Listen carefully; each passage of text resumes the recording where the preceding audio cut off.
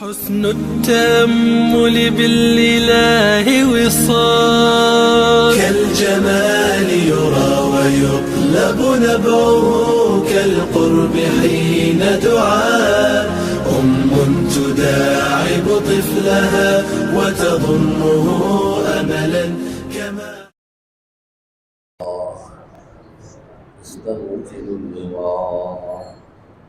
أستغفر الله ربي من كل ذنب وأتوب إليه.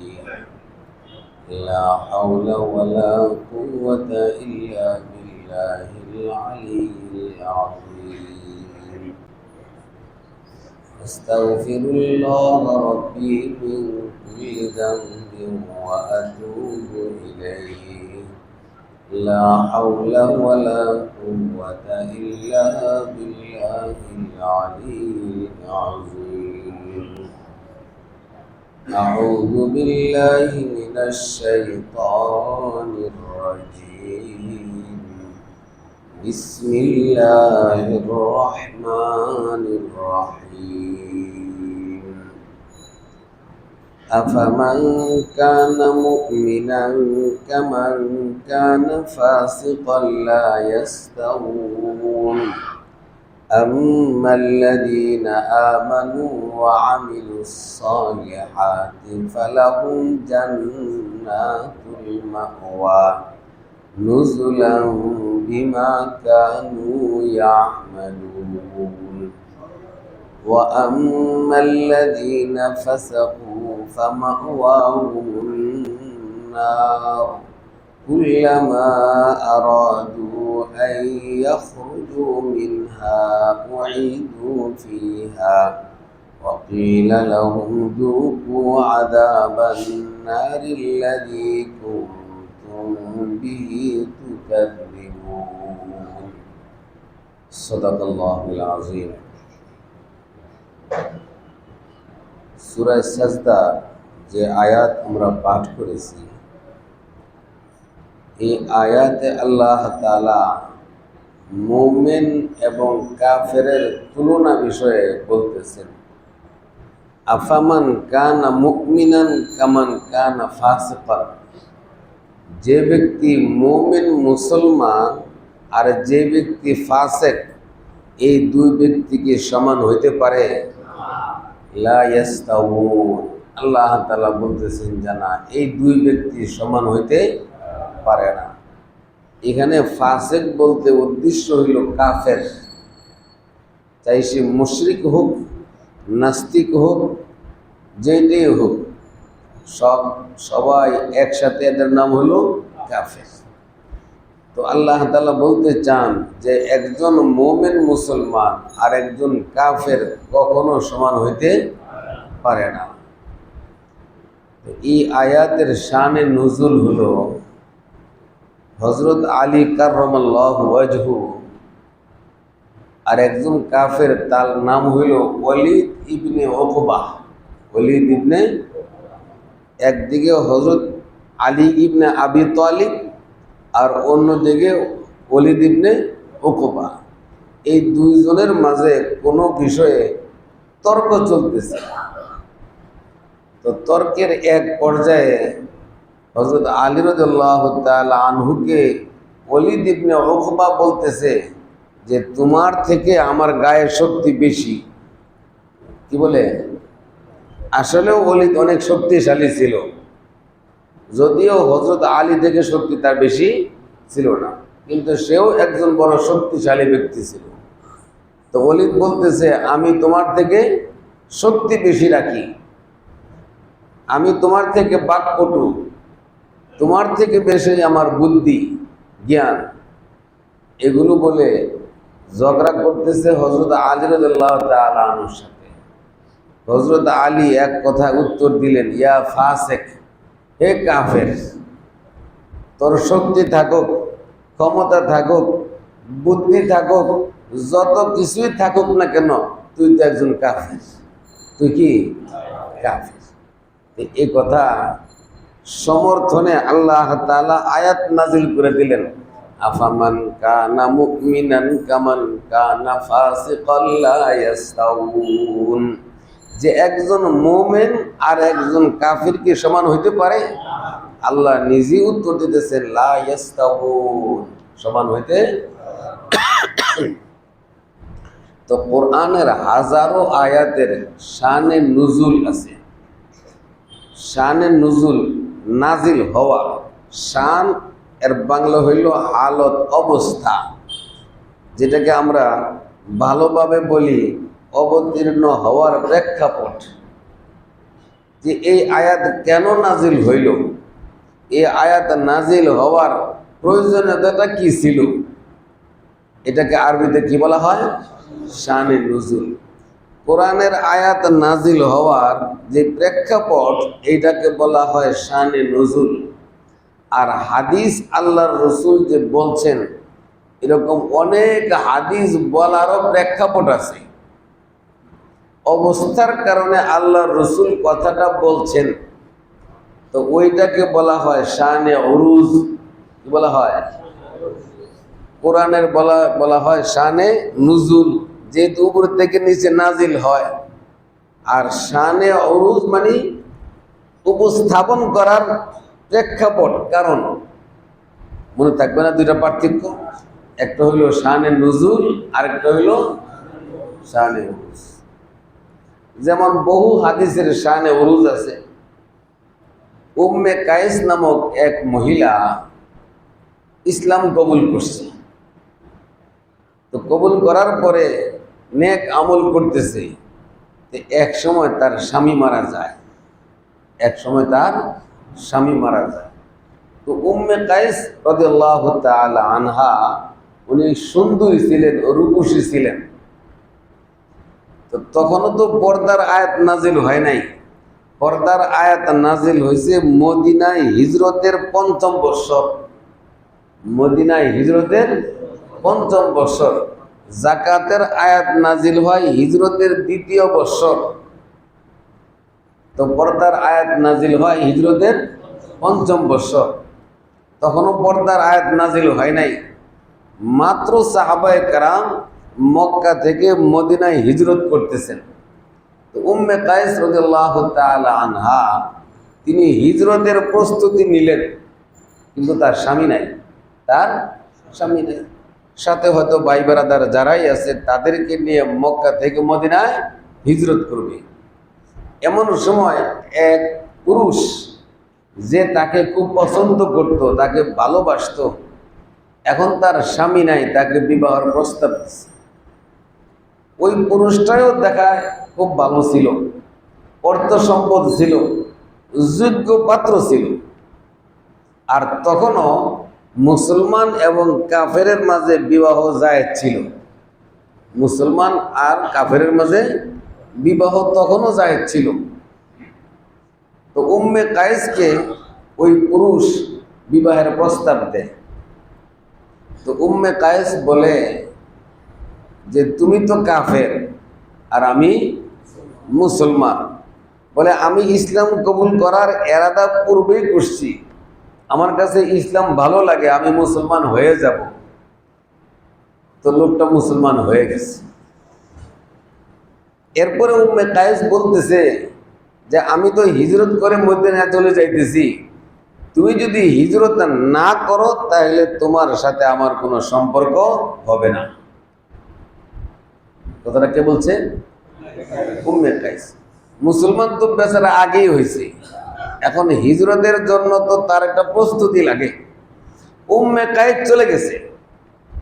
এর বেশ কিছুদিন পর, হয়তো 1 মাস, 2 মাস, 6 মাস, বছরও যাইতে পারে, তার হিজরতের প্রস্তুতি নিয়ে এক সময় মক্কা ছেড়ে মদিনায় হিজরত করে। উদ্দেশ্যটা কি? উম্মে কায়েস উদ্দেশ্য কি? উম্মে কায়েস যে আল্লাহর হুকুম হিজরত করা, নিজের যত যা কিছু আছে, স্থাবর অস্থাবর সম্পদ সব কিছু রেখে একমাত্র আল্লাহর জন্য হিজরত করা, এইটা মূলত উম্মে কায়েসের ওই পাত্রের উদ্দেশ্য ছিল না। তার উদ্দেশ্য ছিল উম্মে কায়েসকে বিবাহ করা।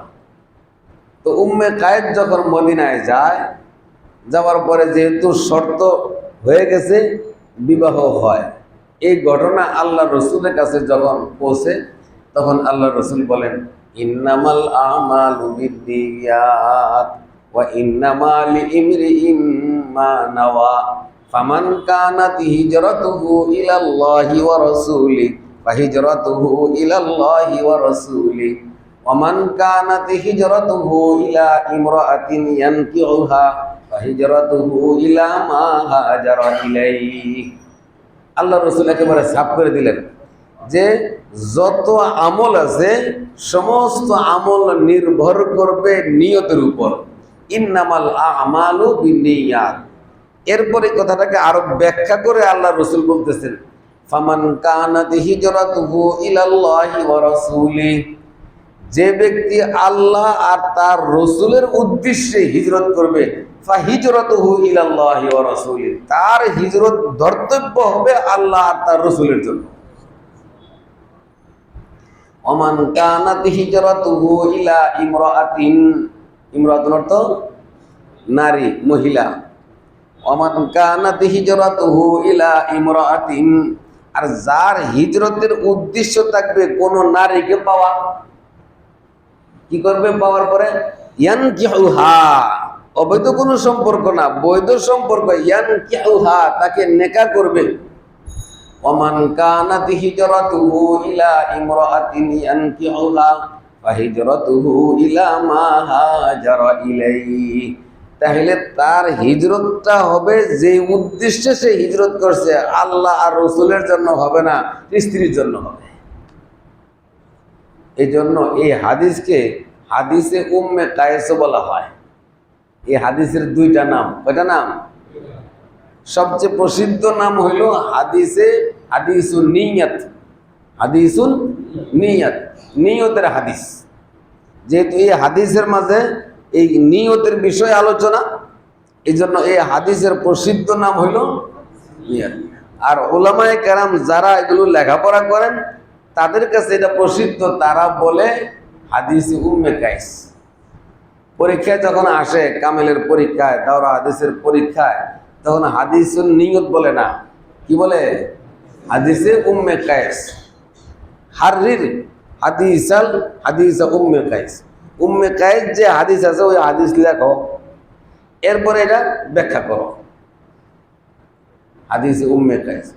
তাহলে ওই যে নারীকে বিবাহ করার জন্য, তাকে পাওয়ার জন্য হিজরত করছে, ওই প্রেক্ষাপটে আল্লাহর রসুল বলছেন এই ঘটনাটাকে বলা হয় শানে, এখনই ভুলে গেছে, শানে উরুজ। শানে উরুজ, আইন র ওয়াও বদ, শানে উরুজ। আর কোরআন নাজিলের যে প্রেক্ষাপট, এটাকে বলা হয় শানে নুজুল। এবং বহু হাদিস আছে। আরেকটা হাদিস আছে হাদিসে জিবরাইল, যে একটা বলতেছি যেটা প্রসিদ্ধ, আপনারা জানেন, হাদিসও আগে জানা আছে। ওমর রাদিয়াল্লাহু তাআলা আনহু বলেন, যাতা ইয়াউমিন, যে একদিন আমরা সকলে বসা ছিলাম, এমন সময় এক ব্যক্তি পিছন থেকে আয়সা সামনে গেল। সাদিদু সিয়াবিজ, একেবারে তার কাপড় ধবধবে সাদা, তার চুলগুলো এলোমেলো, বোঝা যাইতেছে বহু দূর থেকে সফর করে আসছে, কিন্তু কাপড় পরিষ্কার। চুল এলোমেলো হয়ে যায় কিন্তু কাপড় পরিষ্কার, তাহলে একটু ব্যতিক্রম মনে হয় না? সফর করে যদি আসে তাহলে মানুষের কি হবে? কাপড় তো আগে ময়লা হয়, আর চুল এগুলিতে একটু আশ্রাইলে 1-2 মিনিটে ঠিক হয়ে যায়। যেহেতু চুল ছিল বড় চুল, বাবরির চুল, পিছন থেকে সকলকে ঠেলা একেবারে আল্লাহ রসুলের সামনে আসছে। ফাসনাদা রুকবাতাইহি ইলা রুকবাতাইহি, আয়সা আল্লাহ রসুলের হাঁটুর সাথে হাঁটু মিলাইয়া বসছে। ফাসনাদা রুকবাতাইহি ইলা রুকবাতাইহি। কোন সাহাবা কি এরকম বসে? বসে না, হাঁটুর সাথে হাঁটু মিলাইয়া বসছে। এখন উপস্থিত সকলেই আশ্চর্য, আল্লাহ রসুল কিছু বলে না, কেউ কিছু বলে না। ফাসনাদা রুকবাতাইহি ইলা রুকবাতাইহি ওয়া ওয়াযআ কাফাইহি আলা ফাখিযাইহি, আর 2 হাত রাখছে রসুলের উরুর উপর। কোথায় রাখছে? হাঁটু মিলাইয়া আত্মাহিয়াতের মতো নিজের এখানে রাখবে না, বসছে আত্মাহিয়াতের মতো হাত রাখছে আল্লাহ রসুলের উরুর। ফাসনাদা রুকুবাতাইহি ইলা রুকুবাতাইহি ওয়া ওয়াযআ কাফাইহি আলা ফাখিদাইহি ওয়া ক্বালা ইয়া রাসূলুল্লাহ মাল ঈমান। বলে হে আল্লাহর রসুল, তাই রসুলকে চিনে, বলে ঈমান কি? তা আল্লাহ রসুল উত্তর দিলেন, এটাকে ঈমান বলা হয়। এরপরে বলতেছেন ওয়ামাল ইসলাম, ইসলাম কি? আল্লাহ রসুল উত্তর দিলেন। তৃতীয় প্রশ্ন করলো ওয়ামাল ইহসান, ইহসান কি? আল্লাহ রসুল তা উত্তর দিলেন। চতুর্থবার জিজ্ঞেস করছে মাতা সাআ, কিয়ামত হবে কখন? কি জিজ্ঞেস করছে? কিয়ামত কখন হবে?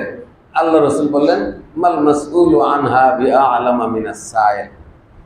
এটা যাকে প্রশ্ন করা হয়েছে, যে প্রশ্ন করছে তার থেকে বেশি জানে না।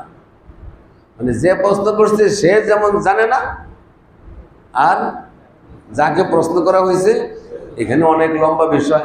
আল্লাহ রসুল এক কথায় বলতে পারতেন লা আলাম, আমি লা আদ্রির মতো। কবরে যখন জিজ্ঞেস করবে তখন কি বলবে? যারা জানে না লা আদ্রি। কিন্তু আল্লাহ রসুল লা আদ্রি না বইলা এত লম্বা করে কেন বলছেন? মাল মাসউলু আনহা বিআলামা মিনাস সাইল। এটা এই কথা বোঝানোর জন্য, এটা যে শুধু আমি জানি না তা না, দুনিয়াতে যত মানুষ প্রশ্ন করবে তার এলেম যেমন, আর যাকে প্রশ্ন করবে যত বড় নবী হোক, রসুল হোক, ওলি হোক, কুতুব হোক, যাই হোক, ফেরেশতা হোক, কিন্তু দুনিয়ার কোনো মানুষ বলতে পারবে না। এটা প্রশ্নকারীর এলেম যা, যাকে প্রশ্ন করবে তার এলেম তাই। এই কথাটা বোঝানোর জন্য আল্লাহ রসুল কিভাবে বলছেন মাল মাসউলু আনহা বিআলামা মিনাস সাইল। এরপরে জিজ্ঞেস করছেন যে কিয়ামত তো বলতে পারেন না, কিন্তু কিয়ামতের কিছু আলামত কি জানেন? ওইগুলি বলতে গেলে এখন অনেক সময় চলে যাবে। তো আল্লাহ রসুলকে যে এই প্রশ্নগুলি করছেন, প্রশ্নগুলোর উত্তর আল্লাহ রসুল যা দিলেন, দেওয়ার পরে ওই লোক সকলকে ডিঙ্গাইয়া চলে গেছে, সকলকে ডিঙ্গাইয়া চলে গেছে। যখনই দরজার বাহিরে গেছে, তো মসজিদে নববীর আশেপাশে একেবারে সংলগ্ন বাড়িঘর দুই একটা, এরপরে ময়দানের মতো খালি, আর উহুদ পাহাড় হইল 5 মাইল দূরে, আর চতুর্দিকে ময়দানের মতো। কোনো মানুষ যদি বাহির হয়ে যায় কোথাও, হয়তো কারো বাড়িতে যাবে, আর না হয় ময়দানে দূর থেকে যদি ঘোড়া চালায়ও যায় তবুও তো দেখা যাবে, যেহেতু 5 মাইল পর্যন্ত খোলা। দরজার থেকে বাহির হওয়ার সাথে সাথে আল্লাহ রসুল বললেন যে এই যে মাত্র লোকটা গেল, তাকে ডেকে নিয়ে আসো। কি করবো? ডেকে নিয়ে আসো। সাহাবায়ে কেরাম ডাকার জন্য সব বাড়ি বসছে একসাথে। এই বাড়ি তালাশ করে, ওই বাড়ি তালাশ করে, এই রাস্তা তালাশ করে, একেবারে খুঁজতে খুঁজতে আশেপাশে আর কোথাও পায় না। এরপরে বলছি ইয়া রাসূলুল্লাহ, আশ্চর্য এই লোকটা। কারণ সাধারণ কোনো ব্যক্তি হইলে কত দূর আর যাবে সে? এইটুকু সময় তো লাগে ঘোড়ার উপর উঠতে, এইটুকু সময় লাগে ঘোড়ার উপর উঠতে, ওদের উপর উঠতে, কিন্তু এই সময়ের মাঝে তাকে পাওয়া যায় না। তখন আল্লাহ রসুল বললেন হুয়া জিবরাইল। এই লোক কে ছিল? জিবরাইল। এই ইয়াকিন করানোর জন্য সাহাবায়ে কেরামদেরকে, তাহলে জিবরাইলকে শুধু আল্লাহ রসুল দেখেন নাই, সমস্ত সাহাবায়ে কেরাম বিভিন্ন সময়ে বিভিন্ন মানুষের আকৃতি নিয়ে হযরত জিবরাইল আসতেন। তো এই হাদিসকে বলা হয় হাদিসে জিবরাইল। হাদিসকে কি বলে? হাদিসে জিবরাইল। আর যেই জায়গা দিয়ে বাইর হয়েছিল ওই বরাবর বর্তমানে মসজিদে নববীর যে গেটটা আছে, ওই গেটে লেখা আছে বাবে জিবরাইল। কি লেখা? বাবে জিবরাইল। এই জায়গা দিয়ে বের হয়েছে। এই দুইটা ঘটনা বলার দ্বারা উদ্দেশ্য হইল এই বিষয়টা বোঝা যে আল্লাহর রসুল হাজার হাজার হাদিস বলছেন, ওই হাদিসগুলোর পিছনে একটা কারণ আছে। ওই কারণটাকেই বলা হয় শানে উরুস। আর আল্লাহ তাআলা যে আহকামাতের আয়াত, জান্নাত জাহান্নামের বিষয় অনেক কিছু আল্লাহ তাআলা বলছেন, এগুলো বিভিন্ন প্রশ্নের উত্তরে বলছেন, বিভিন্ন ঘটনার কারণে বলছেন। যে এই যেই ঘটনার কারণে আল্লাহ তাআলা বলছেন, ওই ঘটনাকে বলা হয় শানে নুজুল। তো এটার শানে নুজুল হযরত আলী রাদিয়াল্লাহু তাআলা আনহু এবং ওলীদ ইবনে উকবা, এই দুইজনের তর্কে সে যখন খুব বাহাদুরি দেখাইলো, হযরত আলী এক কথাই বলে দিলেন, তার জ্বালা ধরাই দিছে। কি ধরাই দিছে? ইয়া ফাসিক, ইয়া ফাসিক, এতটুকু বলছে। তো আল্লাহ তাআলা আয়াত নাযিল করলেন, আফামান কানা মুমিনান কামান কানা ফাসিকান লা ইস্তাউন আম্মাল্লাযীনা আমানু ওয়া আমিলুস সালিহাতি ফালাহুম জান্নাতুল মাওয়া নুজুলান বিমা কানু ইয়ামালুন। আম্মাল্লাযীনা আমানু, যারা ঈমান আনবে, ওয়া আমিলুস সালিহাত, এবং নেক আমল করবে। কয়টা বিষয়? একটা হইল ঈমান আনবে, আরেকটা হইল, এক নম্বর হইল ঈমান, এক নম্বর হইল ঈমান। যদি ঈমানই না আনে, যত নেক আমল করো কোনো কাজে আসবে না। তার ঈমান ঠিক নাই, 5 ওয়াক্ত নামাজ পড়ে, ঈমান ঠিক নাই রোজা রাখে, ঈমান ঠিক নাই হজ করে, ঈমান ঠিক নাই যাকাত দেয়, ঈমান ঠিক নাই তাসবিহ তাহলিল যত যা আছে সব করে, কাজ হবে না? কাজ হবে না। আসল কোনটা? ঈমান।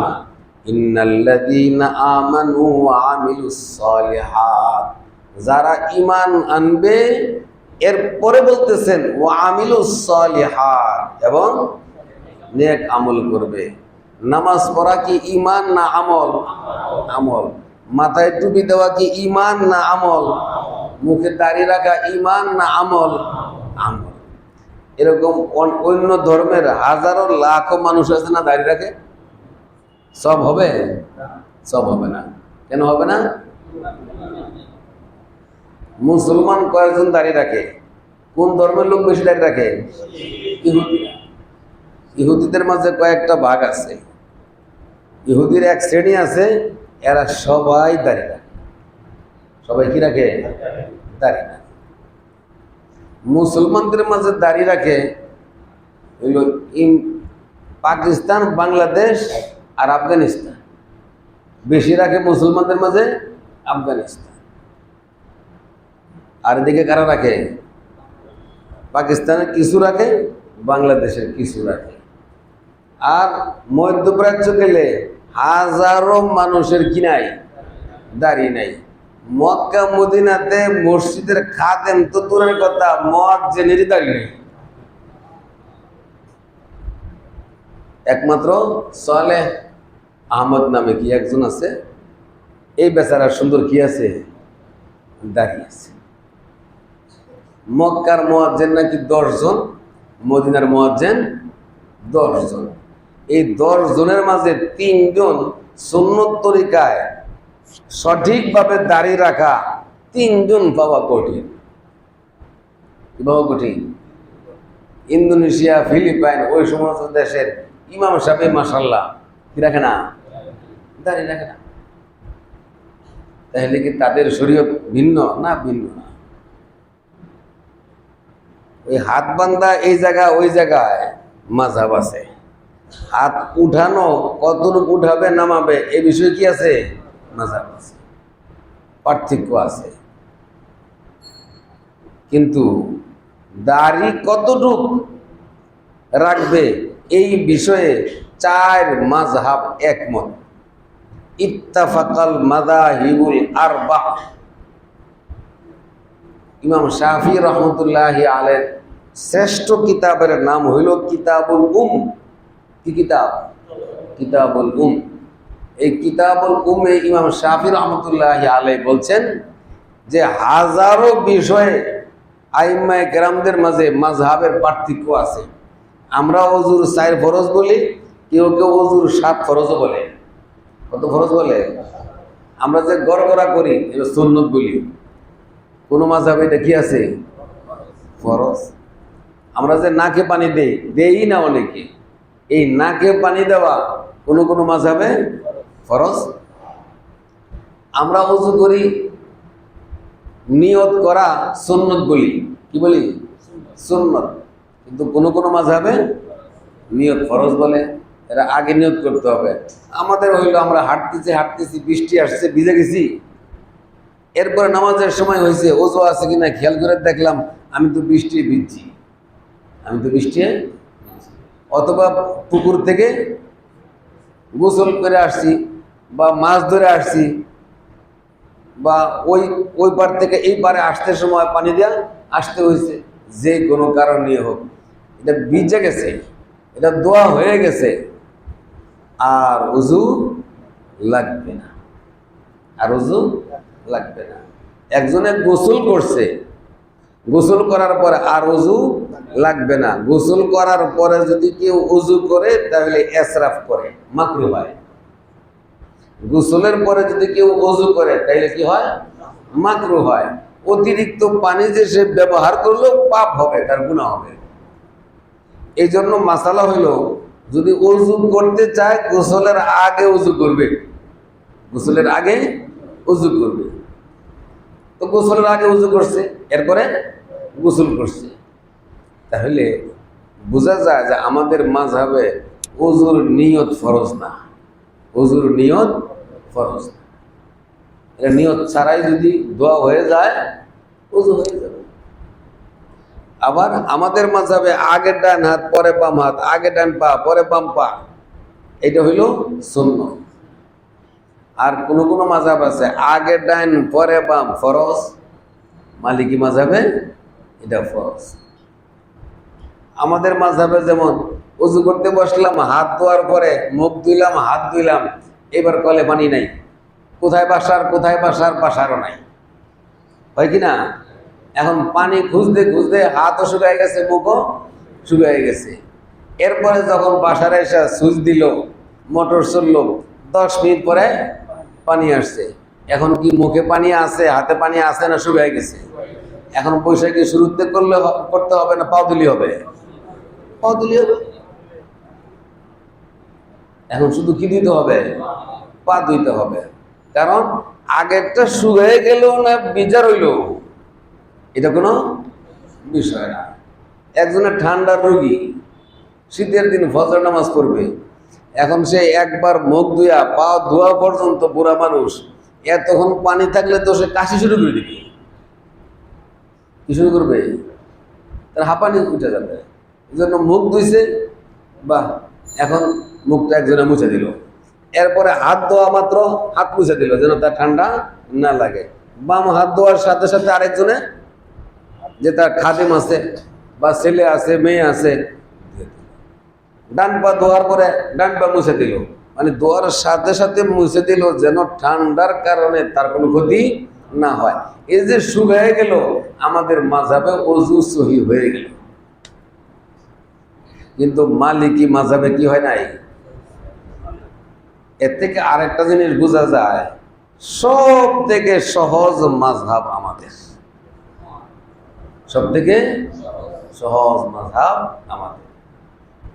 আর অন্য মাযহাব অনেক কঠিন। দু একটা বিষয় সহজ, আর আমাদের দু একটা বিষয়ে কঠিন, আর বাকি যদি আপনি 1000 বিষয়ে পার্থক্য একত্রিত করেন, তাহলে দেখবেন যে তাদের থেকে আমাদের 95টাই সহজ। কঠিন হইলে কয়টা হবে? 5টা। তাদের 95টাই কঠিন। আর আমাদের মাযহাবের তুলনায় তাদের মাযহাবে তো 5টা সহজ হবে, বাকি 95টাই কঠিন। আমাদের মাযহাব হলো সহজ, তাদের মাযহাব এরকম যে একজন পুরুষ ওযু করলো, অনিচ্ছায় আর ইচ্ছায় কোন নারীর সাথে টাচ লাগলো, ওযু শেষ। ওযু কি শেষ? শাফি মাযহাব ওযু থাকবে না। আর আমাদের মাযহাবে ডলাডলি করলো দিলে না, ওযু যাবে না। এখন সে আর ওর সাথে লাগলো, সেটা ভিন্ন মাসালা, জায়েজ কি না জায়েজ, তো ওযুর সাথে সম্পর্ক নাই। কিসের সাথে সম্পর্ক নাই? ওযুর সাথে সম্পর্ক নাই। তাইলে সহজ কোনটা? হ্যাঁ, ওই শাফি মাযহাব যারা যারা শাফি মাযহাবের, দেখবেন ইন্দোনেশিয়ার নারীরা যারা হজে গেছেন তারা জানেন এরা শাফি মাযহাব। এদের মুখ খোলা, কিন্তু হাতের উপর দিয়ে নিচ দিয়া খোলা, উপরে একটা কাপড় ঝুলানো থাকে, এখানে রাবার দেওয়া কি থাকে। আসলে এটা মোজা না, আসলে কি না মোজা না, আঙ্গুল সব দেখা যায়, কিন্তু যখন তারা সোজা হইয়া হাঁটে এইটুকু ডাইকা থাকে। এর কারণ হইল যদি কোনো পুরুষের সাথে লাগে তাইলে ওই মহিলারও তফ শেষ, যার সাথে লাগলো পুরুষেরও তফ শেষ। কারণ লাগলে তো পুরুষের যদি যায় তো অজু যাবে, অজু গেলে কি যাবে? তফ যাবে, তফের জন্য অজু ফরজ। এই জন্য ইন্দোনেশিয়া, মালয়েশিয়া ওই শাফি মাযহাবের মহিলারা মুখ খুলতেছে, কিন্তু হাতের উপরে কি করতেছে? এভাবে একটা আলগা কাপড়। এখন মনে হয়েছে কারণ কি? কাজ লাগলে কি হয়ে যায়? ওজন চলে যায়। আর আমাদের মাযহাবের কাজ লাগলে ওজন যায় না। তাইলে সহজ কোনটা? কত মানুষ মাযহাব পালানোর জন্য অস্থির হয়ে গেছে, মাথায় সমস্যা। গত জুম্মায় বলছিলাম সমস্যা কোথায়? মাথায় সমস্যা, বুঝতেছে না, তার জ্ঞানের অভাব, তার বুঝের অভাব। এই কারণে ভিন্নটা ভালো লাগে। কি ভালো লাগে? ভিন্নটা ভালো লাগে। আল্লাহ, আমরা কোথায় কোথায় চলে গেলাম। আল্লাহ, আম্মাল্লাযীনা আমানু ওয়া আমিলুস সালিহাতি ফালাহুম জান্নাতুল মাওয়া। যারা ঈমান আনবে এবং নেক আমল করবে, ফালাহুম জান্নাতুল মাওয়া, তাদের জন্য মাওয়া নামক জান্নাত। কোন জান্নাত? জান্নাতুল ফিরদাউস, জান্নাতুল নাঈম, আছে না? বিভিন্ন নাম আছে। জান্নাত কয়টা? 8টা। এর মাঝে একটা জান্নাত হইল জান্নাতুল মাওয়া। নুজুলাম বিমা কানু ইয়ামালুন। নুজুলান, এটা তাদের মেহমানদারি, এটা তাদের আপ্যায়ন। কেন? বিমা কানু ইয়ামালুন, তারা কি করছে? আমল করছে। তাহলে আমল ওইটাকে বলা হবে যে ইমানদার যে শরীয়ত অনুযায়ী যে কাজ করে, এটাকে কি বলা হবে? আমল বলা হবে। তাহলে যারা ঈমান আনবে এবং নেক আমল করবে, আল্লাহ তাআলা তাদেরকে জান্নাতুল মাওয়া দান করবে। আর যারা জান্নাতে থাকবে প্রতিদিন এই দুনিয়ার দিনের হিসাবে, ওইখানে তো আর রাত থাকবে না। কি থাকবে না? রাত থাকবে না। যদি রাতই হয়ে যায় তখন দেখতে না পায়, তাহলে আনন্দ তো আর হবে না। এই কারণে বিভিন্ন অনুষ্ঠানের সময় মানুষ বেশি করে আলো জ্বালায়। কেন? দেখার জন্য। এটা আনন্দ। জান্নাতে বাতি ঝলমল করতে থাকবে, সব সময় একরকম আলো থাকবে। হ্যাঁ, এখন দিন কি রাত এটা বোঝার জন্য একটা চিহ্ন থাকবে। কি থাকবে? আকাশে একটা তারকার মতো থাকবে, ওইটা দেখলে বুঝতে পারবে যে এখন রাত। কিন্তু রাত দিন সব সমান। সুবহানাল্লাহ। রাত হবে কিভাবে? আল্লাহ তাআলা জান্নাতের 100টা স্তর রাখছেন। কয়টা? এই 100র মাঝে সর্বনিম্ন যেটা, এইটার মাটি হবে রূপার। মাটি কি হবে? তার ওয়াল, দেয়াল, দরজা, জানালা যা কিছু আছে সাদা রূপা, কালো রূপা, বিভিন্ন রকমের রূপা দিয়া এটা বানানো হবে। আর তার দূরবর্তী মাঠ ময়দানের মাটিগুলো হবে কস্তুরী। মাঠ ময়দানের এই কস্তুরী মনে আমরা কেউ দেখিও নাই, কোনোদিন ব্যবহারও করি নাই। ওই আতরের ভুয়া নাম দেয় কস্তুরী। কি দেয়? কস্তুরী এত সহজ না, কস্তুরী এত সহজ না। মৃগনাভি, হ্যাঁ, এটা পাওয়াই তো যায় না। উদ যেটা আসল উদ, এটাই তো আমরা ব্যবহার করতে পারি না। এই অল্প একটু আতর 60,000 80,000 টাকা। ভিতরে যে কাঠি থাকে এটা তো খুব আঠালো থাকে, এক কাঠিতে যা বাইজে আসে এটাই তো 500 টাকার উপরে। এক কাঠিতে যা বাইজে আসে এটাই কত? 500 টাকার উপরে। তাহলে আমাদের মতো মানুষ, ইমাম মালিক রহমতুল্লাহি আলাইহি তারা ব্যবহার করছে। এরকম বড় বড় যারা আছে মক্কা মদিনা তো অনেক ধনী যারা তারা ব্যবহার করে। আর কস্তুরি যেটা এটা আরো দামি, কস্তুরি যেটা আরো দামি। তো আল্লাহ তাআলা এই জান্নাতের সর্বনিম্ন যারা, তাদেরকে যে মাঠ ময়দান বাগান, জান্নাত তো সর্বনিম্ন জান্নাত একজন ইমানদারের জন্য যেটা দেওয়া হবে 10 দুনিয়ার সমান। এই পুরাটা কস্তুরি দিয়ে যদি ভরা থাকে তাহলে কেমন হবে মজাটা? আল্লাহ আল্লাহ। আর যারা আরেক স্তর উপরে হবে, এদের পুরা জান্নাত দরজা জানালা, সেই যেখানে অবস্থান করবে রুম কামরা, তার দালান সমস্ত কিছু হবে স্বর্ণের। কি হবে? স্বর্ণের। আল্লাহ। এখন মহিলারা স্বর্ণ কানে দিয়ে ঘুরি কোথায়? এটা উপরে যেখানে দিলে দেখা যায়, যেখানে দিলে কি দেখা যায়। আর সেখানে পায়ের নিচে কি পরে থাকবে? স্বর্ণ পরে থাকবে। বিশাল অট্টালিকা হবে, 1000 তালার অট্টালিকা হবে, পুরাটাই হবে স্বর্ণের। আর এর আরেক স্তর উপরে যারা হবে তাদের পুরা জান্নাত হবে মুক্তা। কিছু হবে? মুক্তা। সেটা জলমল করতে থাকবে, চমকাইতে থাকবে। দামি আসল খাঁটি যে মুক্তা, ওই মুক্তার হবে।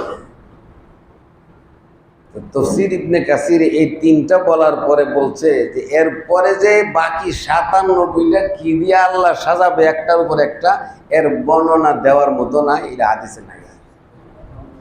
এটা ওই দিন দেখা যাবে। আ'দাতু লিইবাদিয়াস সালিহিনা মা লা আইনুন রাআত ওয়ালা উযুনুন সামিআত ওয়ালা খাতারা আলা কলবি বাশার। হাদিসে কুদসি আল্লাহ রাসূল বলতেছেন, খুদ আল্লাহ তাআলা বলেন, আ'দাতু লিইবাদিয়াস সালিহিন, আমি আমার নেককার বান্দার জন্য প্রস্তুত করে রেখেছি মা লা আইনুন রাআত, এমন কিছু যা জীবনে সে চোখে দেখে নাই। সে তো রূপা চোখে দেখছে, স্বর্ণ চোখে দেখছে, মুক্তা সে চোখে দেখছে, বাকি যেগুলো আছে চোখে দেখে নাই। মা লা আইনুন রাআত ওয়ালা উযুনুন সামিআত, আর এমন কিছু এর বর্ণনা কোনোদিন কোনো কান শুনে নাই। ওয়ালা খাতারা আলা কলবি বাশার, আর কোন মানুষের অন্তর কল্পনাও করতে পারে।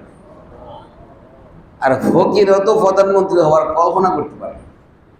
কি করতে পারে? পারে না। বগুড়া গেছিলাম, এক ভ্যানে উঠছি আমি আর লুৎফুর রহমান সাহেব। এবারে কি কথায় কথায় তার সাথে বলতেছে, দেশের কি অবস্থাটা, আমারও যদি প্রধানমন্ত্রী বানায় দিত সব ঠিক হয়ে যেত। চালাই কি ভ্যান, লঙ্গি সিরা, লঙ্গি সিরা, সতর দেখা যায়, লঙ্গি সিরা। এখন সে বলতেছে তারে কি বানাই দিতে, তাইলে এটা শুধু তার দিলের ভিতরে না, তার মুখে, এই রাস্তায় কত মানুষ হাঁটতেছে, তার ভ্যানে আমরা 4-5 জন বসা, আর আমাদের কি এত দাপটের সাথে বলতেছে তারা কি বানাই দিতে, প্রধানমন্ত্রী বানাই দিতে। তাহলে তার দিলের ভিতরে ভাবনাটা কতটুকু, এটা তো সে ব্যক্ত করছে। ইমাম গাজ্জালী রহমতুল্লাহি আলাইহি বলেন, মানুষ যা ব্যক্ত করে এর 1000 গুণ বেশি তার দিলের চাহিদা থাকে। কি থাকে? দিলের চাহিদা থাকে। এরপর বলে, তাইলে দিলের চাহিদা কেন বেশি থাকে? এই জন্য বেশি থাকে, দিলের যদি চাহিদাই না থাকে তাহলে আল্লাহ যে জান্নাতের কথা বলে লোভ দেখাবে, তার তো লোভই হবে না। তার কি হবে না? চাহিদাই না থাকে, তাইলে তার লোভ হবে না। লোভটা আল্লাহ তাআলা দিয়ে দিয়েছেন তার চাহিদার 1000 গুণ বেশি, তার চাওয়া পাওয়ার 1000 গুণ বেশি তার লোভ দিয়ে দিচ্ছে। এখন একজন মানুষ যা লোভ করে, যা আশা করে, এটা ব্যক্ত করার থেকে যদি 1000 গুণ বেশি হয়, আর ওই আল্লাহ তাআলা বলতেছেন যে আমি যা রাখছি সে কল্পনাও করতে পারবে না, তাহলে আল্লাহ তাআলা কি রাখছেন আমাদের জন্য। আ'দাতুল ইবাদিয়াস সালিহিনা মা লা আইনুন রাআত ওয়ালা উযুনুন সামিআত ওয়ালা খাতারা আলা কলবি বাশার। কলবি মুমিন বলে নাই যে কোনো ইমানদার চিন্তা করতে পারবে না, বাশার কোনো মানুষেরই কল্পনায় আসবে না, কোনো মানুষেরই কল্পনায় আসবে না। আল্লাহ তাআলা মুমিনের জন্য এমন কিছু বানায় রাখছে। তো জান্নাতের ভিতরে কয়টা স্তর আছে? 100টা। আর প্রত্যেক জান্নাতের নিকট প্রতিদিন 3 বার ফেরেশতা আসবে। কতবার? ফেরেশতারা দলে দলে এসে জিজ্ঞেস করবে কাইফা হালুকা, কেমন আছেন, আপনার কি প্রয়োজন। আসলে তো আর কোনো কিছুর প্রয়োজন নাই। যখন মেহমান বাড়িতে আসে তার হাজারো আপ্যায়ন করার পরে আর কিছু প্রয়োজন নাই, তবু মেজবান কি বলে যে আমি তো মেহমানদারি কিছু করতে পারলাম না, আর কি লাগবে, বলে কি না? এটা হইল মেহমানের সম্মান, মেহমানের সম্মান। তো আল্লাহ তাআলা এত কিছু ব্যবস্থা করার পরেও প্রতিদিন ফেরেশতা কতবার আসবে? 3 বার তাদের কাছে আসবে, এসে জিজ্ঞেস করবে যে আপনি কেমন আছেন, আপনার কেমন লাগতেছে, আপনার কোনো প্রয়োজন আছে কিনা, কোনো অসুবিধা আছে কিনা। তখন বান্দা কি বলবে?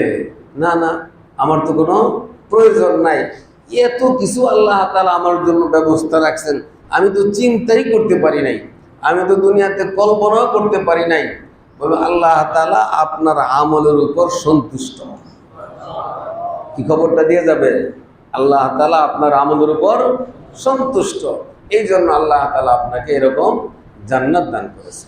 আল্লাহ আম্মাল্লাযীনা আমানু ওয়া আমিলুস সালিহাতি ফালাহুম জান্নাতুল মাওয়া নুজুলাম বিমা কানু ইয়ামালুন ওয়া আম্মাল্লাযীনা ফাসাকু ফামাওয়াহুমুন নার কুল্লামা আরাদু আন ইয়াখরুজু মিনহা উঈদু ফিহা ওয়া ক্বিলা লাহুম যুকু আযাবান নারিল্লাযী কুনতুম বিহি তুকাদ্দিবুন। আর যারা কাফের হবে তাদের কি অবস্থা হবে?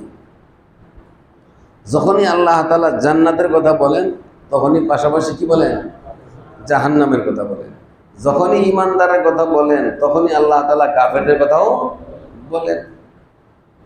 ওয়া আম্মাল্লাযীনা ফাসাকু, যারা কুফরি করবে, আল্লাহ তাআলার হুকুম অমান্য করবে, ফামাওয়াহুমুন নার, তাদের ঠিকানা হবে জাহান্নাম, তাদের ঠিকানা হবে জাহান্নাম। আল্লাহ কুল্লামা আরাদু আন ইয়াখরুজু মিনহা। হযরত আব্দুল্লাহ ইবনে আব্বাস রাদিয়াল্লাহু তাআলা আনহু তিনি বলেন যে জাহান্নামে যারা থাকবে সকলের হাত পিছে বাঁধা থাকবে। কি থাকবে? আসামিকে যেরকম ধরে নেয় পিছনে হাত বাঁধা থাকে, প্রত্যেকটা জাহান্নামের হাত বাঁধা থাকবে। আর তার পায়ের মাঝে শিকল থাকবে, তার পায়ে শিকল থাকবে। এই শিকলে সে কুটকুট কুটকুট করে হাঁটবে। এই জাহান্নামের শাস্তি, এর ভিতর থেকে সে বাইর হইতে পারবে না। সে জাহান্নামের যে দরজা আছে, ওই ফেরেশতা ওই শিকল ধরে এরকম একটা ঘুরানি দিবে, দিলে হাজারো লাখো মাইল দূরে গিয়া পড়বে। এরপরে হাজার হাজার বৎসরে আস্তে আস্তে হাঁটি হাঁটি পা পা করে কোন পর্যন্ত আসবে? দরজা পর্যন্ত আসবে, বাহির হয়ে যাবে মনে করতেছে সে। তো আল্লাহ বলতেছেন কুল্লামা আরাদু আন ইয়াখরুজু মিনহা, যখন তারা এরাদা করবে, ইচ্ছা করবে, আন ইয়াখরুজু, তারা খারিজ হয়ে যাবে, তারা বাহির হয়ে যাবে, ওয়াইদু ফিহা, তখন আবার তাদেরকে ফিরিয়ে দেওয়া হবে। ওই ফেরেশতা শিকল ধরে আবার কি দিবে? একটা ঘুরানি দিবে। এক ঘুরানিতে আবার হাজার মাইল দূরে চলে যাবে। এইভাবে চলতে থাকবে, একের পর এক আসতে থাকবে একটা আশা ভরসা নিয়ে, আবার ফেরেশতা ঘটে দেবে, হাজার হাজার মাইল দূরে চলে যাবে। কুল্লামা আরাদু আন ইয়াখরুজু মিনহা উঈদু ফিহা ওয়া ক্বিলা লাহুম যুকু আযাবান নার। আর তখন বলা হবে তাদেরকে, ফেরেশতারা বলবে, ওয়া ক্বিলা লাহুম যুকু, মজা দেখো। কি দেখো? মজা দেখো। ফিলিস্তিনের মুসলমান মারতেছ, ইসরায়েল তোমরা, হ্যাঁ, এটা কয়দিনের দুনিয়া? 60-70 বছর, 100 বছর। কিন্তু পরকালের জিন্দিগি, কবরের জিন্দিগি তো কমপক্ষে 40,000 বছর। হাসরের ময়দানের জিন্দিগি 1,00,000 বছর। কত বছর? 30,000 তো শুধু ফুল চিরাত। 30,000 কি? ফুল চিরাত। হিসাব কিতাব আছে না? এরপরে মিজানের পাল্লা, সেখানে যাবে। হাউজে কাউসারের পারে 1,00,000 বছর পার হয়ে যাবে শুধু হাসরের ময়দানে। আল্লাহ, 40,000 বছর পার হয়ে যাবে কবরে। 1,40,000 বছর তো এখানেই তার শেষ। সে জুলুম করলো, নির্যাতন করলো, 1-2 বছর, 5 বছর, 10 বছর, 20 বছর, পুরা জিন্দেগি সে জুলুম করলো। কিন্তু শাস্তিটা কত কঠিন হবে, কত কঠিন। একবার সুবহানাল্লাহ বলে যেমন আল্লাহ 10 বার সুবহানাল্লাহ নেকি দেন না? 1 হরফ বললে কয় নেকি? 10 নেকি। নামাজের দ্বারায় বললে 100 নেকি। মুখস্থ করার নিয়তে বললে 2000 নেকি। এইটা যেরকম বাড়ে, তারা যে অন্যায়গুলো করতেছে, জাহান্নামের হিসাব ওইটাও কি হবে? ওই 49 কোটি দিয়েই হবে, থাকতেই থাকবে। ওয়াকিলা লাহুম যুকু আযাবান নার, যে জাহান্নামের শাস্তির মজা নিতে থাকো। এবার বুঝো, আল্লাযী কুনতুম বিহি তুকাযিবুন, যে বিষয়টাকে তোমরা অস্বীকার করতে, যে বিষয়টাকে তোমরা অস্বীকার করতে, তোমরা ঈমান আনো নাই, নেক আমল করো নাই, তোমরা দুনিয়া পাইছো, বাস দুনিয়াতে তোমাদের যা মনে চাইছে তোমরা তাই করছো। এই জন্য ঈমানদার সে যদি বাইচে থাকে তবুও তার জন্য ভালো, ঈমানদার যদি মারাও যায় তবুও তার জন্য ভালো। আল্লাহ আল্লাহ তাআলা আমাদের সকলকে ঈমানের সাথে থাকার তৌফিক দান করুন। যত ধরনের অন্যায় অপরাধ আছে সব কিছু থেকে দূরে থাকার তৌফিক দান করুন। আল্লাহুম্মা সাল্লি আলা মুহাম্মাদ। আলহামদুলিল্লাহি রাব্বিল আলামিন। রব্বানা আতিনা ফিদ দুনিয়া হাসানা ওয়া ফিল আখিরাতি হাসানা ওয়া কিনা আযাবান নার। ইয়া আউওয়ালাল আউওয়ালিন, ইয়া আখিরাল আখিরিন, ইয়া যাল কুওয়াতিল মাতিন, ইয়া রাহিমাল মাসাকিন, ইয়া রাব্বাল আলামিন। মাওলা করিম, আমাদের সকলকে তুমি কুফরি থেকে হেফাজত করো, আমাদের সকলকে তুমি শিরিক থেকে হেফাজত করো, আমাদের সকলকে ফিস্ক ফুজুরি থেকে তুমি হেফাজত করো, সমস্ত রকমের জুলুম অন্যায় অবিচার থেকে আমাদেরকে তুমি হেফাজত করো, ইনসাফের সাথে চলার তুমি তৌফিক দান করো, তোমার হুকুমগুলো মানার তুমি তৌফিক দান করো, তোমার নবীর তরিকা অনুযায়ী চলার তুমি তৌফিক দান করো। মাওলা, আমরা যারা তোমার শাহী দরবারে হাত উত্তোলন করেছি, আমাদের জিন্দেগির ছোট বড় সমস্ত গুনাহগুলো দয়া করে তুমি মাফ করে দাও। মাওলা, জাহান্নামের শাস্তি আমরা ভোগ করতে পারবো না, জাহান্নামের শাস্তি আমরা সহ্য করতে পারবো না। মাওলা মাওলা, আমাদের আব্বা আম্মা, দাদা দাদি, নানা নানি, শ্বশুর শাশুড়ি, আত্মীয় স্বজন যারা কবরে চলে গিয়েছে, তাদের সকলকে জাহান্নামের শাস্তি থেকে তুমি হেফাজত করো, কবরের শাস্তি থেকে তুমি হেফাজত করো।